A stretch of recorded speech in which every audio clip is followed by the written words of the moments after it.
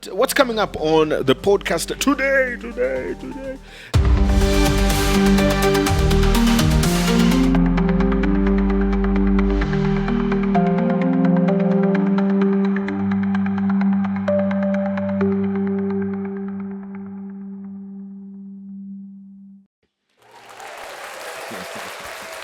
Thanks a lot. Thank you. Oh, it's too loud.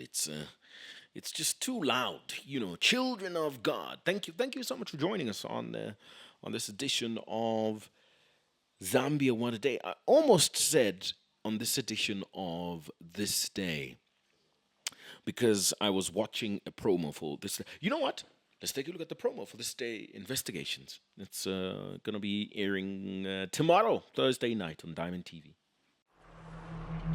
On This Day Investigations, a new religion and a completely new language. There is a God who is ruling the Goshari Church. This God is called Suyani. He said, learn this language. Tasanta esa pobanda, mboili seri kengimolozi zuzu. It's not close to any language that I know. I think we need to ask ourselves, have they also developed a peculiar culture? Do you have any grandchildren yourself? Yes, I have. From your child who married your sister's child? Yeah. So your journey is headed to Jerusalem? Yes. I believe in Jesus Christ, the Son of the living God, the one I'm waiting now to come again. They made the mistake. There is no Jesus in heaven. There we have it. All right. It's a very interesting episode of this group of people. I think you're going to learn a lot about them, and just watch it with an open mind is all I'm going to ask. But what's coming up on the podcast today? There are no effects on this thing, huh?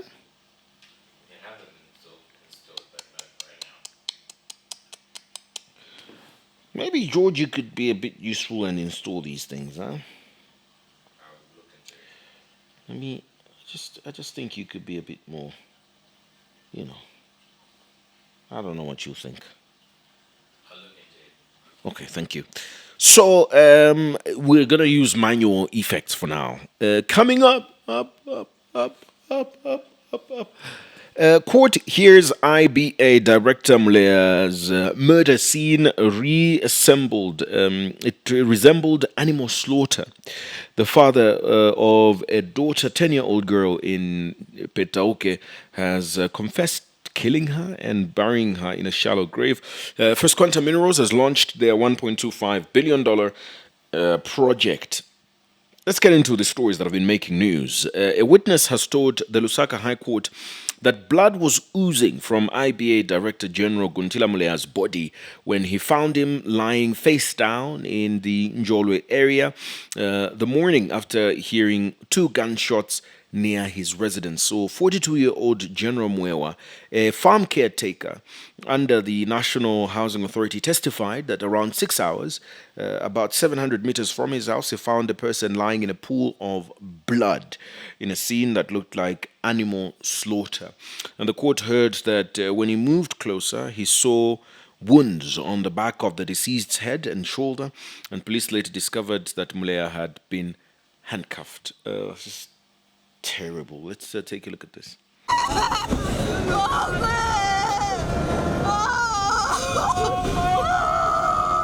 Njolwe area is where the body of murdered Independent Broadcasting Authority Director General Muleya was discovered. Today, the Lusaka High Court was moved to the scene where the suspected murder happened just to appreciate the testimonies of the witnesses that are being brought before court. General Muleya, 42-year-old farm caretaker, a witness on stand who happens to be a resident in this area, testified before the Lusaka High Court of how he found the body of the deceased Muleya lying in a pool of blood in what he described was as if an animal was murdered at the scene. Mr. Muleya has testified before the court that the body of Mr. Muleya was discovered in the morning around 06 hours, a night after he encountered some men he suspected to be thieves in the area. The night before, he heard 2 gunshots, and the day that followed, he discovered the body of Mr. Muleya lying in this area. It is a case of murder where police officers, Caleb Zulu, a system engineer and an accountant, Chipioka, who happened to be his workmate at the Independent Broadcasting Authority. The matter is still on trial. After the court rose, the family of Mr. Muleya, who happened to be part of the scene visit that the court undertook, upon realizing the area where Mr. Muleya was allegedly murdered, broke down and took time to pray. We just look to you, Jehovah. You are the only one who knows the hearts of men. You are the only one who knows the hearts of men. You are the only one who knows the wicked one who did this, Jehovah. Lord, according to what you have commanded in your word, so shall it be even for them. In the mighty name of Jesus. The matter has been adjourned to a further date for continued trial. Reporting for Diamond News in Njolwe area, Chongwe District, I'm Best Jerry.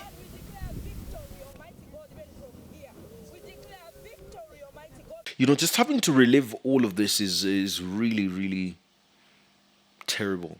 And I can only imagine what the family is going through having to revisit this episode. You know, it's terrible. I cannot find any other words to describe what this situation is. But at the end of the day, we're all just hoping for justice to prevail. But in another very sad scenario, a 10-year-old girl in Chieftainess Mwanjabantu's area of Petauke district was beaten to death by her father, who buried her in a shallow grave in his garden. It is alleged that Amon Piri fatally assaulted his daughter, Norith Piri, on August the 13th after she repeatedly left home for sleepovers without permission. According to Eastern Province Police Commanding Officer Robertson Mwemba, villagers have twice returned the girl home after finding her wandering. Mr. Piri, enraged, beat her with a stick until she could no longer speak. And after leaving briefly to buy newspapers for cigarette smoking, he returned to find her struggling to breathe. She later died. He then threatened his wife, Ruth Mumba, not to report the incident. In an attempt to cover up the crime, Piri carried the body nearly a kilometer away and buried it in his garden before falsely claiming she had gone missing.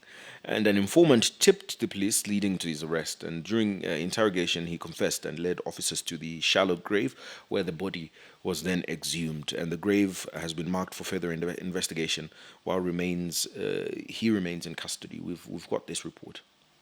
A father's duty is to protect, provide love and care for the child.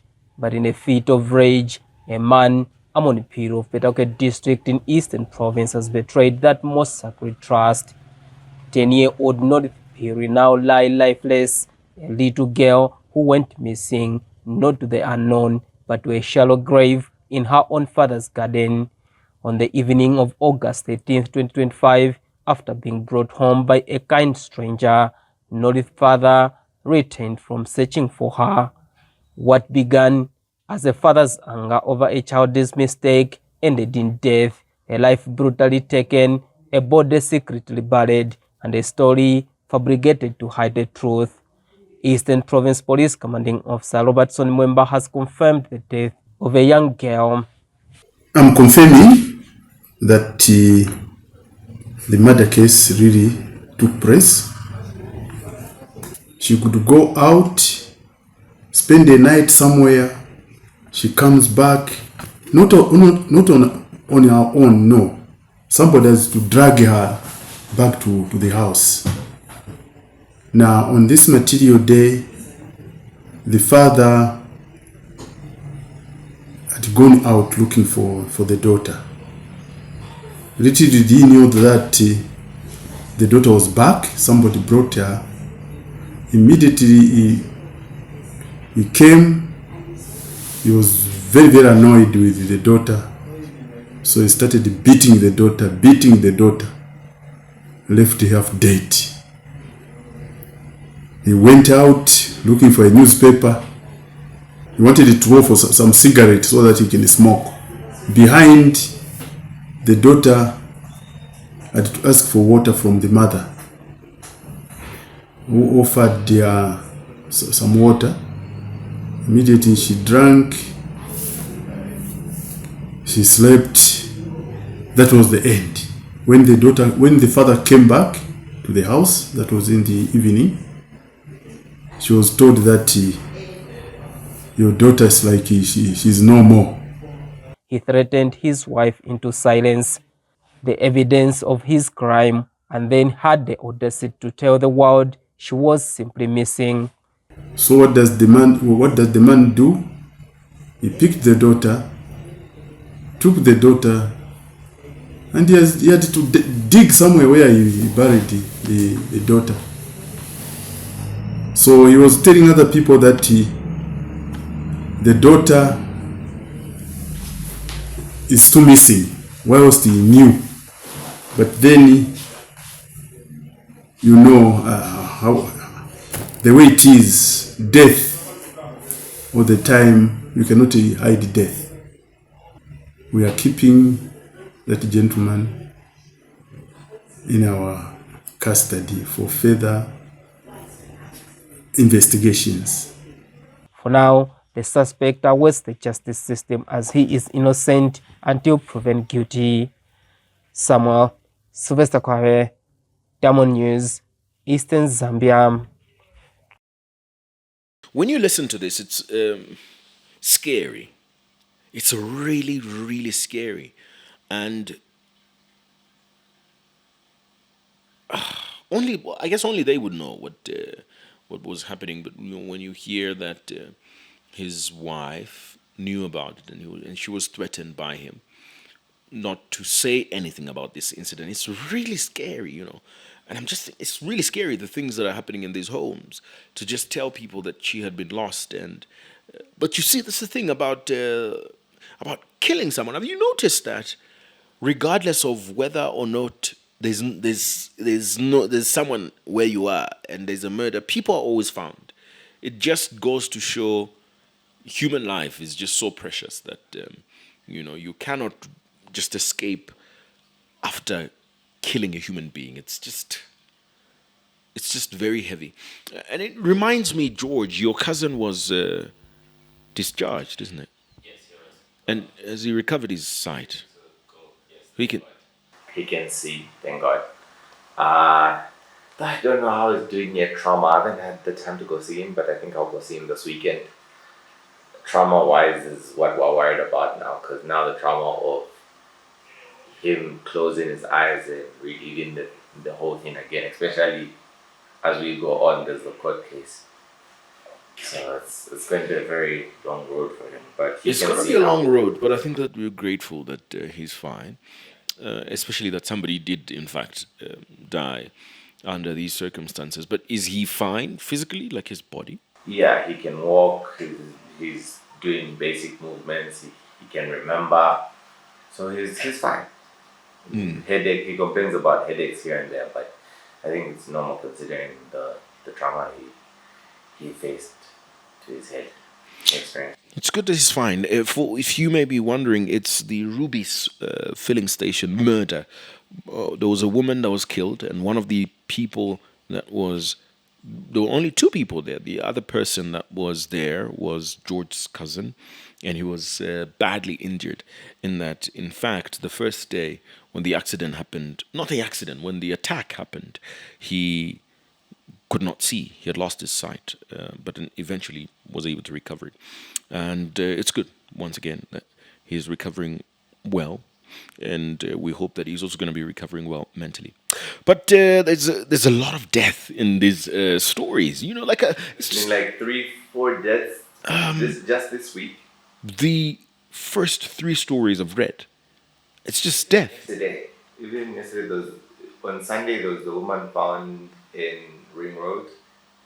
There was another death yesterday. Somebody committed suicide. There's the other the farm death that has happened. There's the young gentleman from the Copperbelt University who was murdered. There's the University of Zambia student who was killed, the Ridgeway campus. There's so many people dying. It's just, what is all this, you know? And speaking of which, police in Kabwe have launched investigations into a suspected plot to cause grievous harm after a 22-year-old man allegedly confessed he was hired to pour acid on a farmer. This story, I believe you've seen. Police spokesperson Ray Hamonga confirmed that the suspect Enoch Simfukwe Kasengele was apprehended by farm workers at Munyama Farms on August the 16th, 2025, after being found with a concealed bottle of suspected chemicals. He reportedly confessed that unknown persons had engaged him to attack Miss Maria Zalumis, a farmer of Munyama Farms, and the suspect was handed over to Kabwe Central Police, but later complained of body pains from his apprehension, and he was rushed to hospital, where he died in the early hours of the 17th of August 2025, and his body has been deposited in Kabwe Central Hospital mortuary, awaiting post-mortem as investigations continue. Let's take a look at this. I'll do for you. Manya ni bandani wamene bakutuma. Bosi yachunika bosi na papata. Ni bandani wamene bakutuma, ndiye bametifunza. Ni bandani wamene bakutuma, sukamba. Uti onongera time watipeleka pansi papanja pafamu, watibweza. What's your problem? Problem yako ni chani? Mangsuno mamanga mufuti bosi. Mangsuno mamanga futi. Since Sunday, social media has been flooded with posts and videos of a young man who is allegedly believed to have been murdered. The development has continued to fuel debate online, with members of the public urging investigators to reveal the perpetrators behind it. Today, August 19th, 2025, police in Kabwe have launched investigations into a suspected plot to cause grievous harm involving a 22-year-old man. Statement: Police spokesperson Ray Hamonga confirms that the suspect, identified as Enoch Simfukwe Kasengeli, was apprehended by farm workers at Muyama Farms on August 16, 2025, after he was found with a concealed bottle of suspected chemicals. He is reported to have confessed that unknown persons had engaged him to attack Miss Maria Zalumis, a farmer at Muyama Farms. So ni bandani wamene bakutuma. Advenzo kamba bandani mumoto. Bakamba bafatima na chani china. So iwe bakupeza chabe. Baba. Bali banti. How many? Wenzo wabidi. There were two of them. The suspect was later handed over to Kabwe Central Police Station, but complained of body pains sustained during his apprehension and was then rushed to hospital for treatment, where he died in the early hours of August 17th, 2025. The body has since been deposited in the Kabwe Central Hospital mortuary, awaiting post-mortem. Cherish Sibote for Diamond News. Oof, it's just... You know what? Let's talk about something else. And this is good to do with the investment. First Quantum Minerals Limited has launched its $1.25 billion expansion project at Kansanshi mine in Solwezi, and this is a milestone for Zambia's mining sector because the investment is expected to extend the mine's lifespan by 20 years and create thousands of jobs, as well as boost local economic development. President Hijilama was there to commission this, and FQM also had an opportunity to talk. So let's take a look at this. Today marks a significant milestone in the mining industry as Kansanshi Mine, a subsidiary of First Quantum Minerals Limited, officially launches its S3 expansion project. The highly anticipated expansion aims to increase the mine's copper production capacity, boost local employment, and enhance the country's economy. This project will extend the life of Kansanshi for another 2 decades, securing thousands of jobs and creating new ones, boosting local procurement and generating significant revenues for national development and for infrastructure in Solwezi, in our town and beyond. It will increase copper production from Kansanshi and Sentinel across the FQM group to near 450 to 500,000 tonnes. And that's important in terms of the history that we had here. For more than 10 or 13 years, this investment was stalled while we waited for the right investment climate. Minister of Mines and Minerals Development Paul Kabuswe says the increased investment in the mining sector has positively contributed to Zambia's economic growth. All these figures, Mr. President, they are indicative of the growth of the economy, and their consequences is job creation for your people. President Hakainde Hichilema has hailed the project as a testament to the country's investment-friendly policies and leadership. And this year we are knocking on a strategic number of 1 million tons. Isn't it, Minister? We are knocking. And I was saying to Tristan there, if we can just target to 10 companies that are in the league of First Quantum. First Quantum will add all their units close to 450 to 500 metric tons. 500,000 metric tons, one business. And the meaning of that to the economy. And government is committed to remain a partner worth its salt with investors. Domestic investors, fellow citizens as investors. Your government is committed. For the local authority in Solwezi, the project will ramp up revenue collection. More direct one is, the mine pays a lot of property rates. So when we're talking about between 20 to 25 years investment that has been put in, we're talking about 25 years of revenue directly into the local authority. And that has a positive impact in terms of we are going to increase our ward fund. We are going to continue with the road projects that we are doing. In 25 years, we are hoping that the whole entire Solwezi will be tapped. However, the youths in Solwezi have urged Kansanshi Mine to employ more local youths in the province. And my appeal to our investor, First Quantum, is to ensure that they do what the president has said by employing the locals. The locals means the residents of Solwezi. Local means residents of Northwestern Province. Meanwhile, Chief Kapijimpanga of Solwezi has hailed the mine for its continued contribution to the surrounding communities in Kapijimpanga Chiefdom. The new processing plant has been designed to process 25 million tons of ore annually. It incorporates advanced automation and eco-friendly features, including solar hybrid power and initiatives for land rehabilitation. Mlenga Bwalia, Diamond News, Solwezi, Northwestern Province. This is good for economic growth. I think that now I'm sounding like a broken record, because every time we talk about this, we're talking about diversification of the economy. We're talking about adding value to this mining of any mineral that we are mining in this country. I guess one day it's going to happen, but I'm guessing it's not yet time. But those are some of the major stories making news, and thank you for joining us. My name is Dingindaba Jonah Buyoya. Ta-ta.